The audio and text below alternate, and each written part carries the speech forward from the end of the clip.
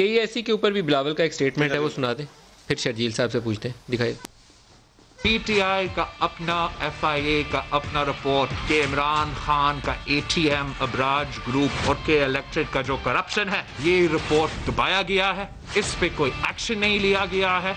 आज तक रियासत पाकिस्तान ATM, इमरान खान, अबराज ग्रुप को फैसिलिटेट कर रहा है, जिन पे इल्जाम है, संगीन इल्जाम है कि बिल गेट्स जैसे फाउंडेशन से वो चोरी करते हैं। आज तक के इलेक्ट्रिक और अबराज ग्रुप का, PTI का मुखमुका की वजह से वो कराची के अवाम के खून चूसते हैं। आज तक 1 रुपया नहीं दिया है, अरबों रुपए का गैस खा चुके हैं, उनका कोई एग्रीमेंट ही नहीं है गैस लेने का। बीवी के किताब में लिखा है कि ये फंड करता था, खुद मानता था कि मैं इमरान खान को फंड करता हूं। जब ब्रिटेन में, UK में पकड़ा गया, फोन कॉल किसको कर रहा था? इमरान को और आरिफ अलवी को।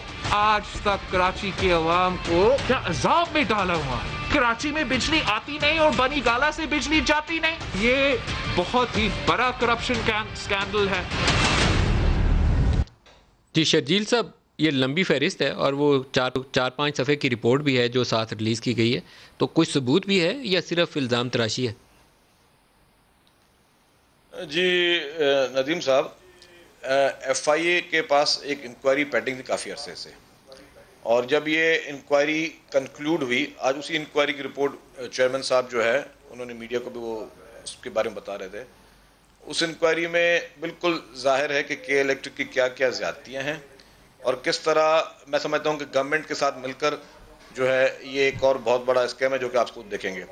इस वक्त आपको पता है कि कराची में पिछले कुछ चंद दिनों में एक मसनूई लोड शेडिंग पैदा करके ये पब्लिक को ये दिखाया गया कि जी यहाँ पे पावर शॉर्टेज है। असल में कुछ नहीं था। जो वो FIA की रिपोर्ट है उसमें लिखा हुआ है कि जी 79 बिलियन रुपीस का जो है वो एरियर्स के इलेक्ट्रिक ने देने हैं सुई सदन गैस के। अच्छा, उसमें इस बार जो असद उमर साहब आए कराची में, तो उन्होंने जो के इलेक्ट्रिक से मुज़ाकरात की, हालांकि एहतजाज में भी PTI खुद बैठी और फिर मुज़ाकरात किए जी हम उसको मजीद गैस के इलेक्ट्रिक को देंगे। तो के इलेक्ट्रिक जो कि ऑलरेड प्रॉफिट में जा रही है। लेकिन शर्जील साहब, यहाँ सवाल ये है कि क्या पाकिस्तान तहरीक इंसाफ ने अबराज के साथ डील की थी? नहीं, मैं अर्ज कर लूँ। देखें, अभी जो FIA की रिपोर्ट आई, क्या हुआ आप उसमें, जिस दिन वो रिपोर्ट पेश की गई प्राइम मिनिस्टर साहब को, उसी दिन बशीर मेमन जो DG FIA थे, उनको जो कि सिर्फ 4 दिन रह गए थे उनकी रिटायरमेंट के, 4 दिन पहले उनको रिटायरमेंट होना पड़ा। क्यों होना पड़ा? सिर्फ उस रिपोर्ट की वजह से होना पड़ा। अगर इस चीज़ को आप वेरीफाई करना चाहें तो मेरे ख्याल से आप बशीर मेमन साहब को फ़ोन पर लाइन पर ले लें, या अगर आप माशाल्लाह एक अच्छे इन्वेस्टिगेटिव जर्नलिस्ट हैं, आपको इस तरह पता हो जाएगा। बशीर मेमन साहब की 4 दिन पहले अर्ली रिटायरमेंट का सिर्फ और सिर्फ वजह जो वो अबराज ग्रुप था, वो रिपोर्ट थी जिस रिपोर्ट को आज वो दिखा रहे थे। और वो रिपोर्ट क्या कह रही थी? वो रिपोर्ट यही कह रही थी जी के इलेक्ट्रिक जो है डिफॉल्ट में है, के इलेक्ट्रिक जो है उसकी मेलाफाइडीज इन्वॉल्व हैं और वो एक तरफ प्रॉफिट भी कमा रहे हैं और गवर्नमेंट का ही एक चक्कर को। लेकिन इसमें इमरान खान का क्या कसूर है? मैं आपको बता रहा हूँ ना जी। देखिए, अगर एक FIA की रिपोर्ट आ गई, या तो कनेक्शन एस्टैब्लिश करें कि इमरान खान ने भेज दिया था KESC को, या इमरान खान ने इतने पैसे ले लिए थे, लेकिन अगर उसके बगैर ये बोले बात तो फिर तो एक पॉलिटिकल स्टेटमेंट ही हो जाएगी। नदीम साहब मुझे 2 मिनट दें, मैं आपको वो भी एक्सप्लेन करके अभी दे देता हूँ। मुझे ये बताएं कि एक इदारा है, प्राइवेट फर्म है अबराज ग्रुप, ठीक है, उसको सरकार के बहुत बड़े ड्यूज देने हैं। आपके और हमारी तो बिजली कट जाती है, गैस कट जाता है, अगर बिल ना पे करें, उसको एक बहुत बड़े ड्यूज गवर्नमेंट के डिपार्टमेंट के देने हैं, वो नहीं दे रहा। और इस वक्त जो है, अगर आप खुद उसको देख लें कि जी जो आर्टिफिशियल पावर शॉर्टेज दिखाई, लोड शेडिंग का ड्रामा किया गया, और मेजर मकसद क्या था कि गैस मजीद चाहिए। ऑलरेडी आप बिलियंस ऑफ रुपीस के डिफॉल्टर हैं, गैस मजीद चाहिए, और असद उमर साहब यहाँ पे ऐलान करके चले गए जी हम गैस मजीद दे रहे हैं।